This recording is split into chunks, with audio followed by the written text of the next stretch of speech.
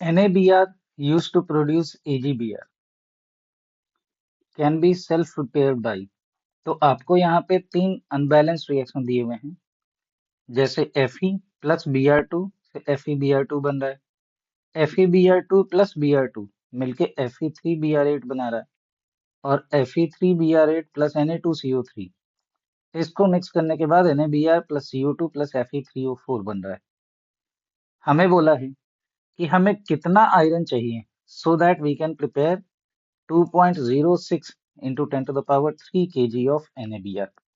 देखिए, तो यहाँ से सबसे पहले तो हमें जो NaBr निकालना है उसके नंबर ऑफ मोल्स फाइंड कर लेते हैं। तो जो आपका NaBr का नंबर ऑफ मोल्स हो जाएगा, ये हो जाएगा given mass 2.06 into 10 to the power 3 kg, इसको भी आप ग्राम्स में बदल लीजिए, डिवाइडेड बाय मोलर मास। तो मोलर मास सोडियम 23 और ब्रोमीन का 80, ये हो गया 103, तो 103। यहाँ से इसके 2 जीरो कैंसिल आउट हो जाएंगे और यहाँ आपके पास आ गया 2, तो that is 20 multiplied by 10 to the power 3 moles आपको बनाने हैं। अब हम यहाँ पे रिएक्शन लिख लेते हैं और जो आपका रिएक्शन है इसको बैलेंस कर लीजिए। तो Fe प्लस Br2 FeBr2 बना, 3 times of FeBr2 plus Br2 Fe3Br8 बना, बैलेंस हो गया।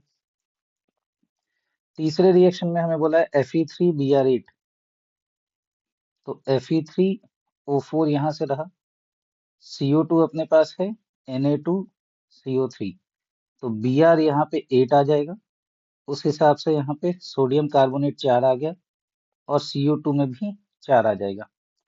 चलिए, तो देखिए हम मान लेते हैं कि आयरन के आपको x मोल्स चाहिए। तो अगर मैं आयरन के x मोल को रखूं, अच्छा हमें ये भी चेक करना है कि क्या परसेंटेज यील्ड दिया है। तो परसेंटेज यील्ड की कोई बात अभी नहीं करी गई है। हाँ, 17 और 18 में बोला है, तो इसमें हम देख सकते हैं परसेंटेज यील्ड।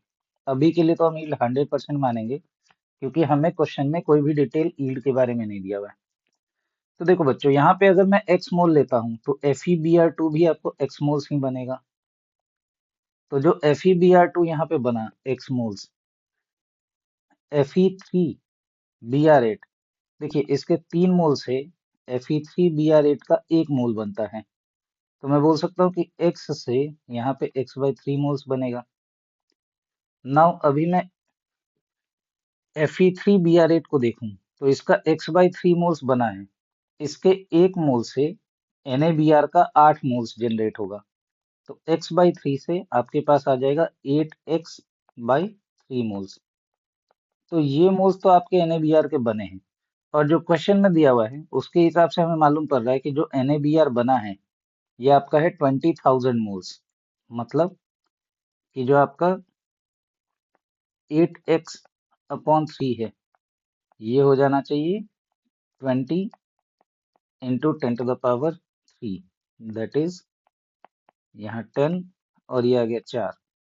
तो जो आपका x का वैल्यू है ये हो जाएगा 30 into 10 to the power 3 divided by 4। तो जो आपके पास आयरन आया, ये इतने मोल्स आ चुके हैं आयरन के।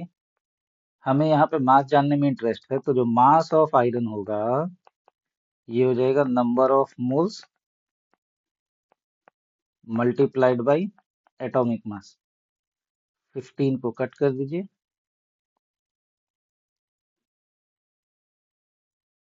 तो 14 चौके 56 और 14 तिया 42, 420 into 10 to the power 3 grams. इसका मतलब है कि ये 420 kg आ जाएगा।